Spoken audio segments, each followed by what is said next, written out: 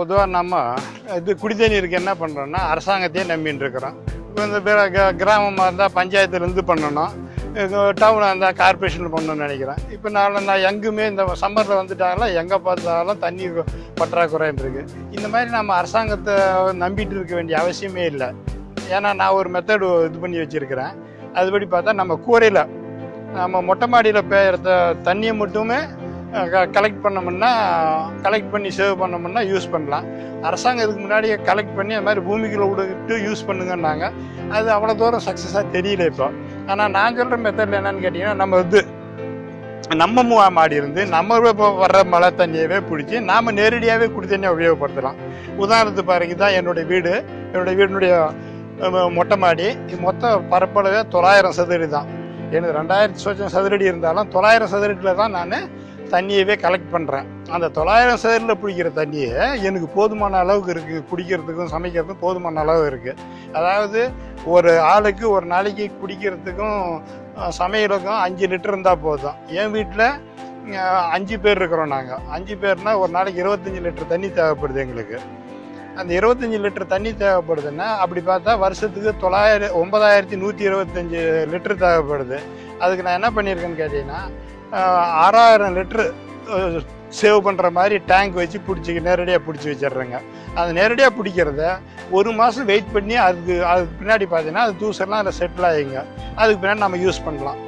அந்த மாதிரி யூஸ் பண்ணோம்னா நம்ம அந்த 6000 லிட்டர் பிடிச்சி வச்சோம்னா அது 6 மாதம் இல்லை 8 மாதத்துக்கு வரும். ஆனால் 4 மாதத்துக்கு ஒரு தடவை 120 நாளைக்கு ஒரு தடவை கனமான மழை நம்ம ஏரியாவில் பெய்யுதுங்க. முதல் நாள் பெய்கிற மழையை நாம் விட்டுடணும். ஏன்னு கேட்டிங்கன்னா, இது அட்மாஸ்பியர்லேயும் பொல்யூஷன் இருக்கும், நம்ம மொட்டை மாடியிலையும் தூசு தும்பு பொல்யூஷன் இருக்கும். அதெல்லாம் முதல் நாள் மழையில் கரைஞ்சி போயிருங்க.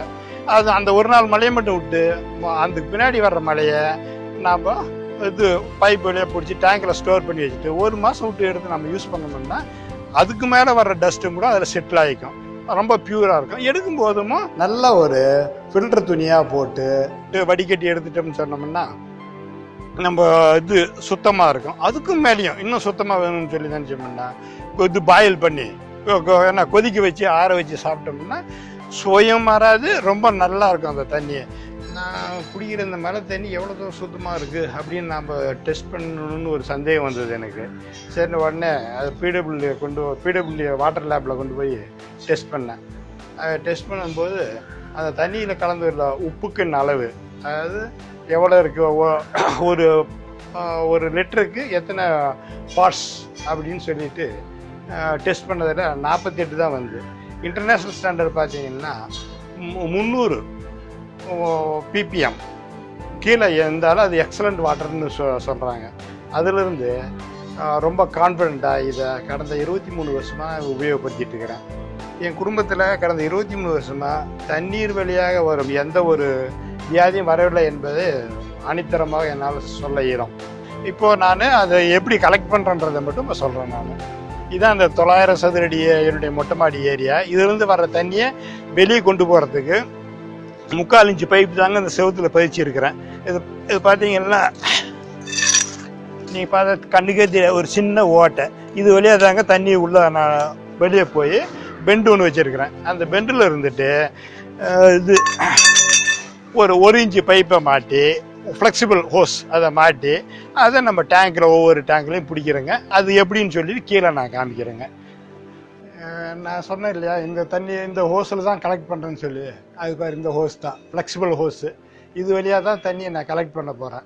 தண்ணி மழை வரும்போது இது எடுத்து கொண்டு இந்த மாதிரி வச்சுட்டு இது அந்த கனெக்டிங் ஹோஸ் இது எடுத்து இதில் சொருவி விடுவேன். அவ்வளோதான். இது பண்ணியாச்சு. அங்கேருந்து இதை கொண்டு போய் இந்த டேங்கில் விட்டுடணும். இது விட்டுட்டு இந்த ஹோஸை இந்த வெயிட் வச்சு விட்டுட்டோம்னா அது பாட்டுக்கு டேங்க் நிறைஞ்சிக்கும். நாம் ஒரு மாதம் விட்டு தண்ணியை நம்ம உபயோகப்படுத்திக்கலாம். அந்த மாதிரி பிடிச்ச தண்ணி, அதாவது என்னைக்கு பிடிச்சேன்னு சொன்னீங்கன்னா 17/4/2015 பிடிச்ச தண்ணி இது நீங்கள் இப்போ பார்க்குறது.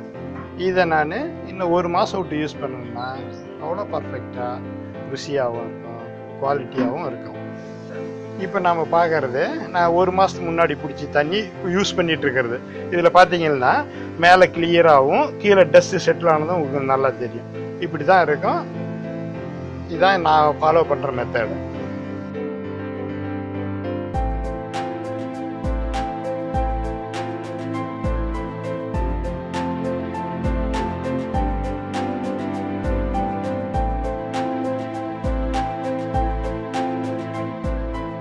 இந்த மாதிரி ஒரு நல்ல துணியை எடுத்து நாம் இந்த டேங்கில் இருக்கிற தண்ணியை வடிகட்டணும்.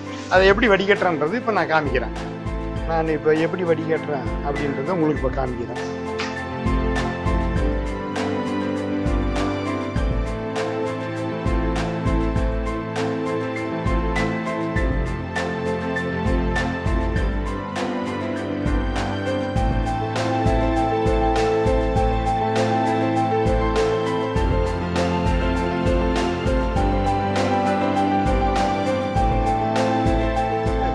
வடிகட்டின பின்னாடி பார்த்தீங்கன்னா வெறும் மைன்யூட் பார்ட்டிகல்ஸ் மட்டும்தான் இருக்குது. அந்த அளவுக்கு பியூரிட்டியாக இருக்குது.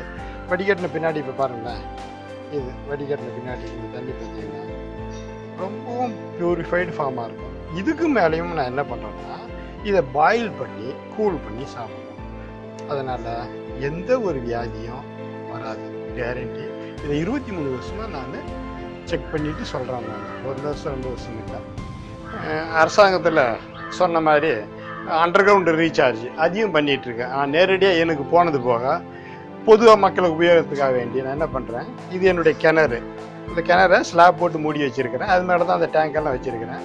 இந்த கிணத்துலேருந்து ஒரு பைப் ஃபிக்ஸ் பண்ணி வச்சுருக்கிறேன். நான் ஃபிக்ஸ் பண்ணிவிட்டு என்னுடைய இது நேரடியாக என்னுடைய உபயோகத்துக்கு போக மீதி இருக்கும்போது இதே பைப்பை எடுத்து இதில் சொறி விட்டணும். இதில் சொறி விட்டுட்டுன்னா மீதிக்கிற தண்ணீர்லாம் கிணத்துல போய் சேரும். அது அண்டர் கிரவுண்ட் ரீசார்ஜ் ஆகிடும்.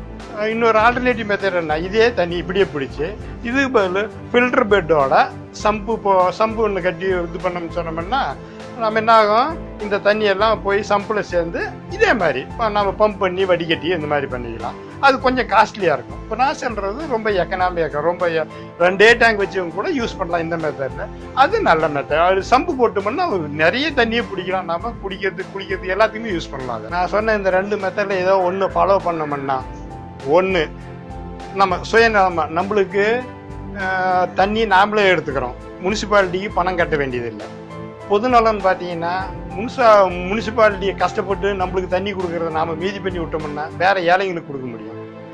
2 அடுத்தது என்னன்னு பார்த்தீங்கன்னா, இது இன்னும் 30 வருஷத்துல 40 வருஷத்துலேயே அடுத்த ஒரு உலகப் போர் வந்தால் அது தண்ணிக்காக தான் இருக்குன்னு எல்லாம் அறிஞர்கள்லாம் சொல்கிறாங்க. அது கிட்டத்தட்ட உண்மை தான். அதை அப்படியே அவாய்ட் பண்ண முடியும். நான் சொல்கிற மெத்தட் ஃபாலோ பண்ணால் நம்ம இந்த மாதிரி தண்ணி யூஸ் பண்ணோம்னா கிரவுண்ட் வாட்டர் அப்படியே கிடக்கும். இதில் இருக்கிறது விவசாயத்துக்கு, அந்த ஆற்றுல வர்ற விவசாயத்துக்கு யூஸ் பண்ணலாம். எதிர்கால சந்ததி இருக்குது. நம்ம வேண்டிய அளவு தண்ணியை மீதி பண்ணி வைக்கிறோம். அவங்களுக்கு இந்த மெத்தடை கற்றுக் கொடுத்தோம்னா எந்த காலத்துலேயும் தண்ணி இல்லைன்ற பிரச்சனை ஒன்று வந்துடாது. அதனால் குடிநீர் இல்லை, மக்கள் சாகுறாங்க, சண்டை போடுறாங்கன்றது அவாய்ட் பண்ணிடலாம். இந்த வருஷம் தமிழ்நாடு பட்ஜெட்டில் குடிநீருக்குன்னு 1803 கோடி ரூபாய் ஒதுக்கி இருக்கிறாங்க. இந்த 1803 கோடி ரூபாயை இது பண்ணாலும் அது ஒன்றும் நிரந்தர சொல்யூஷன் கிடையாது. நான் சொல்கிற மாதிரி இந்த மாதிரி அவங்கவுங்களே மழைநீர் சேகரிக்கிறதுக்கு அரசாங்கம் ஏதாவது இன்சென்டிவ் ஊக்கத்தொகை கொடுத்தால 1803 கோடி ரூபாயை இந்த மாதிரி அவங்கள மழைநீர் சேகரித்து அவங்களே குடிநீர் உபயோகப்படுத்திக்கிறவங்களுக்கு ஊக்கத்தொகையாக பிரித்து கொடுக்கலாம். அப்படி பண்ணால எல்லாரும் சேராதவங்க கூட அதை சேர்ந்து பண்ணுவாங்க. இது என்னுடைய ஒரு சஜஷன்.